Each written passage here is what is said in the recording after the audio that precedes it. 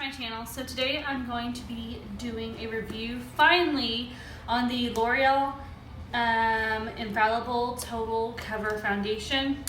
So this is the newest launch of the L'Oreal Infallible foundations. There is a glow one, and then there's a this is the Pro Matte one. So I have never tried the Pro Glow one just because my skin is combination to oily, and I'm not going to even go there because it would just be oily on me.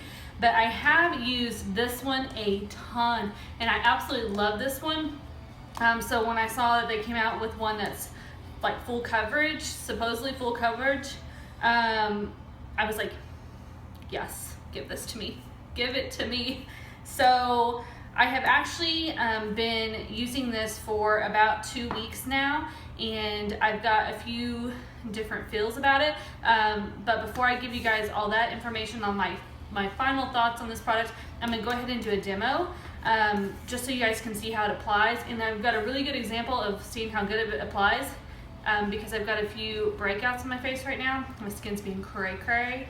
So yeah, so I'm gonna go ahead and prime my face. I'm gonna prime my whole face with the Rimmel Stay Matte primer, because I know that I've been using this primer with this foundation, so I can go ahead and do that. And then I'm gonna do half my face with the Beauty Blender and half my face with the brush so you guys can see the difference. And yeah, so let's go ahead and do primer. Now I have worn this foundation without a primer, and I don't suggest it. When I wore it without the primer, it was like really, it ended up being a little bit oily on me. It does not say that it is a oil-free foundation. It just says full coverage. So, it does not tell you that it's that. So, it's easier for me just to do this because my face does get oily. Okay, so now I'm gonna go on and start with the foundation. It is a mousse foundation. When I first saw it, I was like, holy shit, this is weird. But it does come in a different little type of bottle, which I prefer this bottle over the other ones. And as you can see, it's very moussey. And that's the texture of it. It's very, very moussey. As you can see, it kind of bounces. So I'm going to do this side of my face with the Beauty Blender, and then the other side with the brush. And I've got it like all over the place.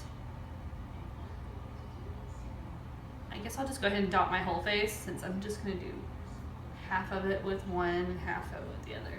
Okay, so first I'm gonna start with the Beauty Blender on this side, and I'm just gonna work it in. I do have a lot of redness going on today, because I just washed my face, so my face always gets red as hell.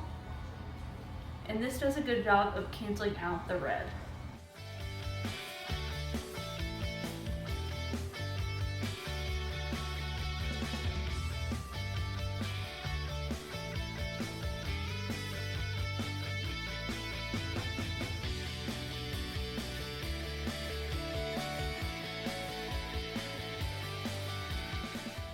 Now, as you can see with the Beauty Blender, it does a really, really, really good job of covering all of it up. As you can see, it basically covered up all the red that I had on my chin.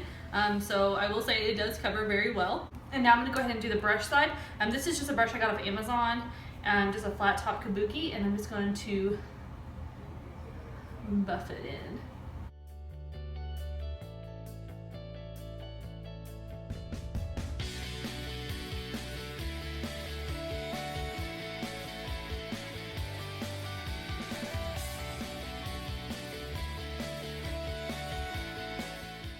The color is a little too light for me. I had a hard time matching my color just because the bottle is a little deceiving, and I'll show you guys what I'm talking about in a second. So I prefer the foundation with the sponge Beauty Blender rather than the brush. As you can see, it did not cover the redness right here on my lip. So yeah. The coverage is still good, but I just prefer this side. I feel like it just looks more blended and it just looks nicer. So I really do prefer the Beauty Blender. I would say this foundation is like medium, like high medium to full coverage, because it does cover everything. Like I usually can't see my freckles or anything like that, so I will say that it is pretty high pigmented, and it does cover very, very well. I'm gonna go ahead and cover my little friend right here with a little bit more and just use my blender, because that's what I prefer.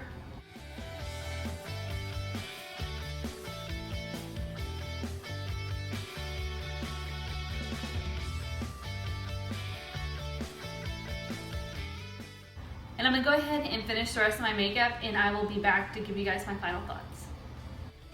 Okay, so on to my final thoughts on this foundation. I will say that the foundation itself is really good. It's got really high coverage.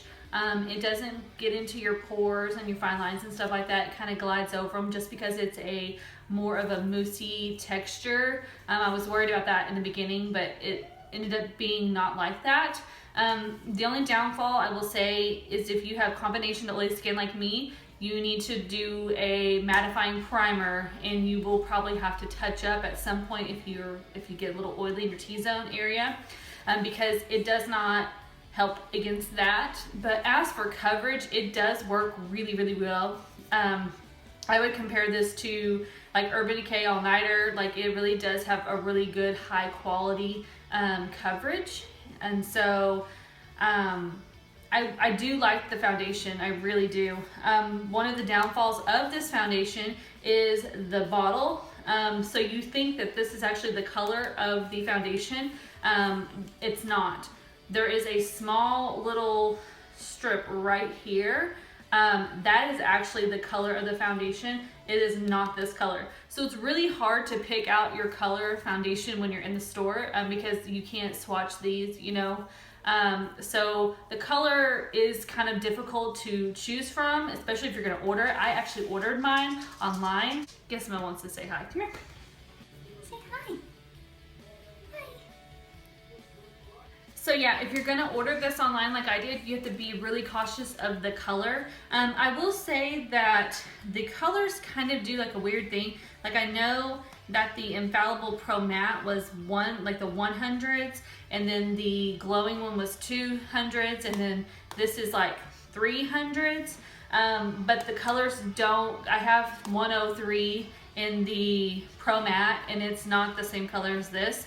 That's what I was going for, but I feel like this range runs a lot lighter than the other one. I'm not so sure about the Pro Glow one, but that one for sure, it doesn't run, the colors don't run like true. So that's the only downfall I had with this foundation, is trying to find the right color, because it's really, really, really difficult. I will say that this does last up to 24 hours. I actually tested this several times. I did it for New Year's, and it literally lasted all the way through New Year's. I mean, perfectly. Like it didn't come off or anything. I will say the only thing that it did do was by the end of the night, it kind of broke apart on my nose, where I started to get oily a little bit. And so it did start like to separate, which I did not like at all. But anyways, New Year's was totally crazy anyways. The finish on this is not a matte, and it's not kind of a dewy. It's like a natural finish. It is more on the matte side to me whenever you start out with this, but it does tend to get a little oily like towards later on in the evening. It does get a little oily. So like I said, you just have to touch up with that. The texture is really, really, really light. It's like I said, it's a mousse foundation, so you do get that real light feel. It's not cakey. I will say that the Urban Decay All Nighter is cakey. Like to me, like you have to use very, very little of it, because you'll get it caked up on you. This, I don't have that problem. Like I feel like it doesn't do that. So yeah, so the coverage to me really is like a high medium to like full coverage. So I will say this is really worth your money if you're wanting to get a cheaper alternative to like the Urban Decay All Nighter or like Born This Way by Too Faced. So yeah, and that is my final thoughts. I hope you guys enjoyed today's video. I hope it was informative. I hope this helped. And yeah, I will list the color that I used and everything below. And if you guys have any questions or anything for me like that, just let me know. I also will be doing a full review on the Urban Decay All Nighter Foundation. I just had more requests for this one, so I went ahead and did it first. So yeah, I hope you guys enjoyed today's video, and I'll see you guys next time. Bye!